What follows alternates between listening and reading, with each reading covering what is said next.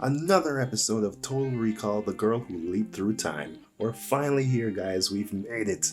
It's the end of the world and I am so excited. The episode itself was pretty uneventful. Or maybe uneventful is not the right word. Maybe calm is a better word, because a lot of things did happen. We finally met the doctor who started this whole thing from episode 1, who sent Matsumoto back in time. Vivy finally found her song that she's been working on longer than George R.R. Martin. And a bunch of robots found their voice. But that's at the end of the episode. At the start of the episode, we got an answer for what I was asking about the end of the last episode, which is, what will Vivy do now that she's back in place of Diva? And the answer is nothing. She retires and sits in a chair for 5 years in a museum. It makes me wonder, how much freedom do AIs have in this current time? Because she obviously chose to retire, but did she choose to put herself into that museum? Can she choose to leave?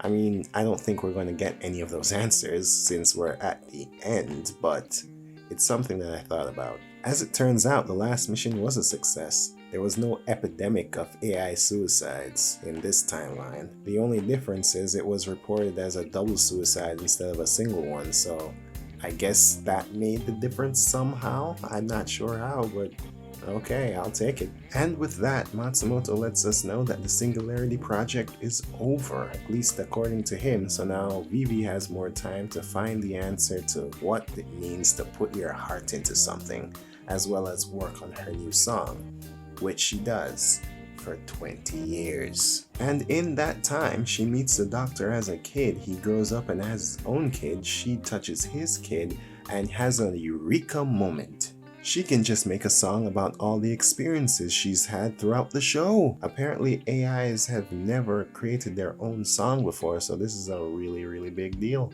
We also get this really nice moment where the doctor's wife dies, I'm guessing in childbirth, and they use it as a lesson to show that Diva is still inside Vivy. They're still technically the same person. Also, I'm not a psycho for saying it's a good thing that she died. She survived for 3 seconds. I have no attachments to her. Most of the episode was just really nice and calming. It was a good change of pace until the doctor decides to set off his own death flag. The next time we see each other, we'll talk about your mother. Nope. Isn't this happening a little too fast? No, more than a little bit. Isn't this happening like 20 years too early? I'm guessing it has to do with the change in the timeline, but Armageddon needed to call ahead, dang. So there's still an antagonist hiding in the shadows, most likely the person that helped Kakitani in the last arc. Can't be Kakitani himself. I don't think we're gonna see him again, unless it's through a flashback. I still hold on to my original theory, my theory when this whole thing just started, that Diva might be responsible. For sure not intentionally responsible, but she has something to do with this whole thing. We also find out that the one who created Diva intentionally placed that question inside her. What does it mean to do something with all your heart? So it obviously will play a big role in the conclusion of this whole story. But yeah, that's it. Not a lot to say in this episode except it's all coming to an end and I'm sad.